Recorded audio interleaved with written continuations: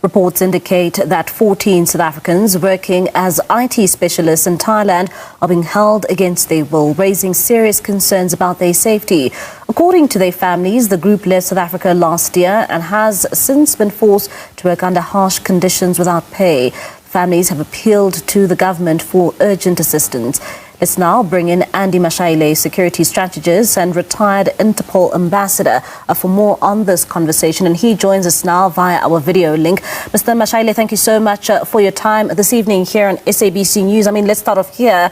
Of course, another group of South Africans who claim that they have been held against their will in Thailand. What do you make of this latest development? Mbali, good evening to you and to your viewers. This is very, very concerning. A reason being, there has been a number of people, South Africans all over the world, who have been fed the lies of a better life across our borders.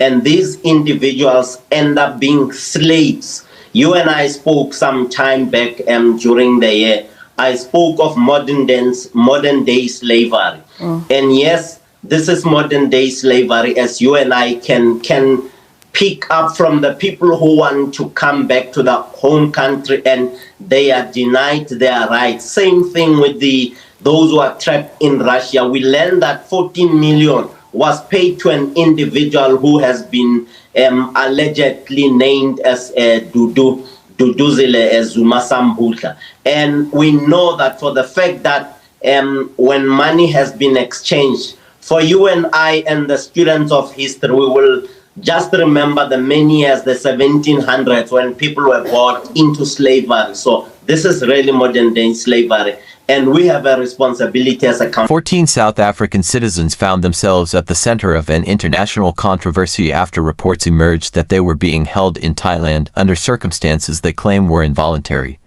The situation quickly escalated beyond a consular matter, drawing political attention in South Africa, sparking diplomatic engagement, and igniting public debate about labor trafficking, international recruitment networks, and the responsibility of governments to protect citizens abroad. According to information made public through interviews, advocacy groups, and official statements, the South Africans had traveled to Thailand after being recruited through intermediaries who promised employment opportunities in Asia.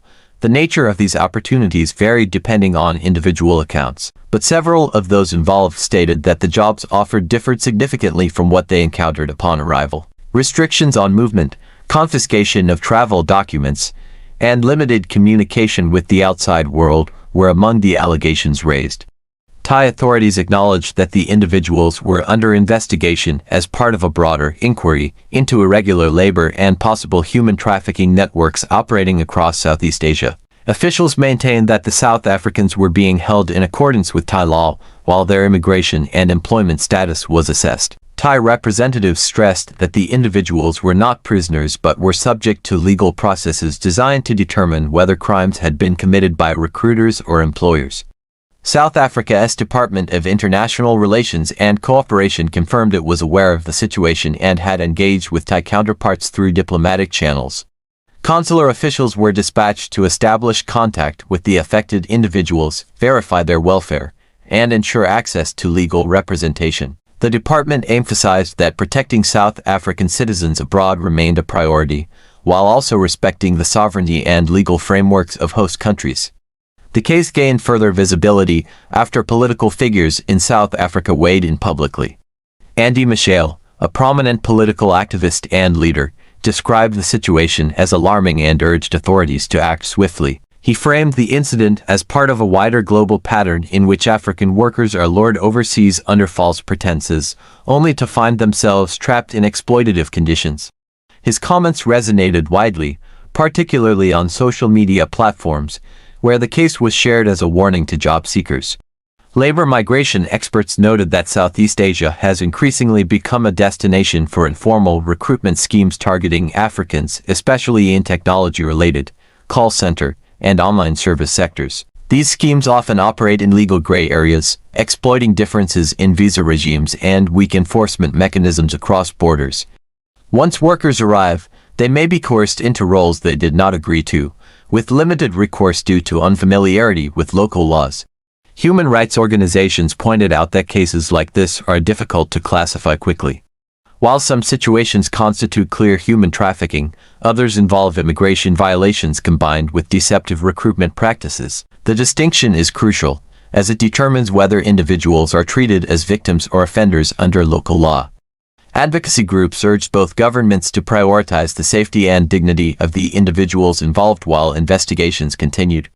The United States entered the public conversation indirectly as global attention turned to broader international efforts to combat trafficking and forced labor. Washington has previously pressured allies and partners in Asia to tighten oversight of labor practices, particularly in sectors linked to transnational crime.